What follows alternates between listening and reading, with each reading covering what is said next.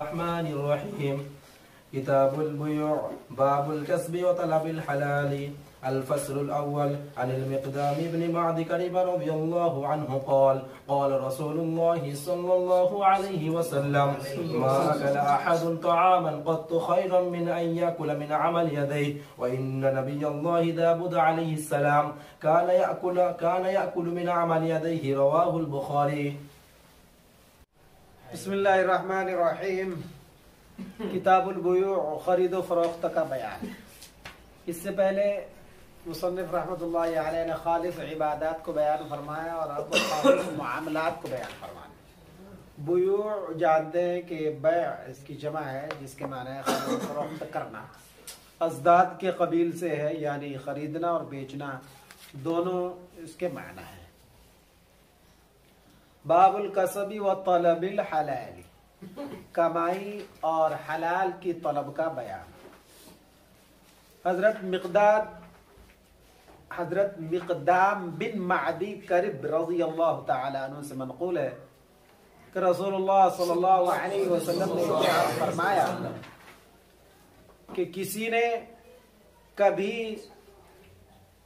नहीं खाया कोई उम्दा खाना अपने हाथ की कमाई से ज्यादा बेहतर, और यकीनन हजरत दाऊद अलैहिस्सलातु वस्सलाम अपने हाथों की कमाई खाया करते थे। मिशकात शरीफ के मतन में मिक़दाद लिख दिया है, हालांकि ये मिक़दाद नहीं मिक़दाम है।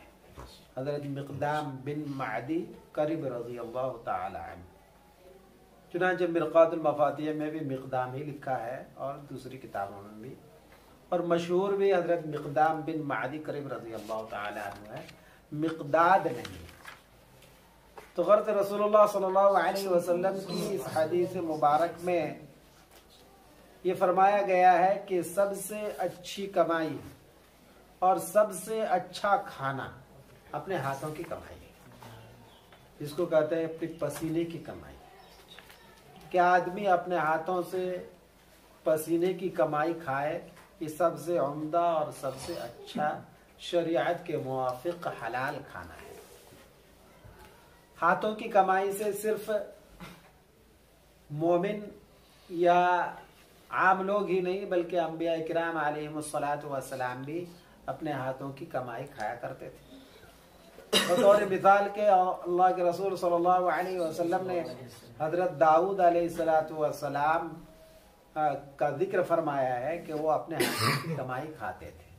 चुनांचे आप कुरान करीम में पढ़ चुके हैं कि अल्लाह जल्ल शानुहु ने हजरत दाऊद अलैहिस्सलातु वस्सलाम के लिए लोहे को नर्म कर दिया था। चुनांचे वो रोजाना एक ज़िरा बना लिया करते थे और एक ज़िरा 4000 दिरहम में बेचा करते थे। कुछ अल्लाह के रास्ते में सदका करते, कुछ अपने घर में खर्च करते। तो इस तरह से हजरत दाऊद अलैहिस्सलातु वस्सलाम जो नबी होने के साथ साथ एक जलीलुल क़द्र और बड़े शहनशाह, बड़े बादशाह भी थे, उन्होंने हलाल कमाई के लिए हाथों की कमाई को इख्तियार फरमाया। तो मालूम हुआ कि हाथों की कमाई अच्छा और उम्दा और हलाल खाना है। इसी के मफहूम में फसल सानी की पहली हदीस है जो हजरत आयशा रज़ियल्लाहु ताला अन्हा से मनक़ूल है।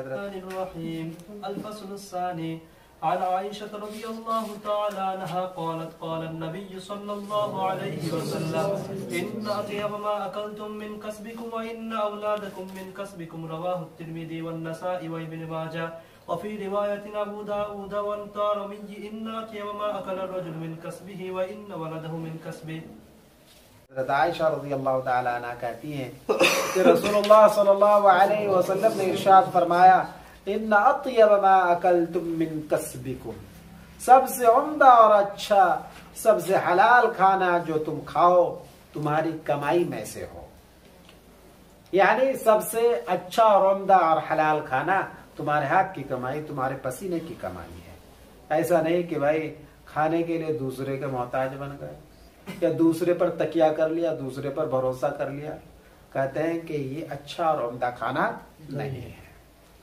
और यही मफहूम फसल सालिस की तीसरी हदीस में हजरत राफी बिन खदीज रज़ी अल्लाह तआला अन्हु से मनक़ूल है। रहमान रहीम वन राफी बिन खदीज रज़ी अल्लाह तआला अन्हु क़ाल किला या रसूलल्लाह अय्युल कस्बिल अत्यब क़ाला अमलुर रजुल बियदिही व कुल्लु बैइन मबरूद रवाहु अहमद।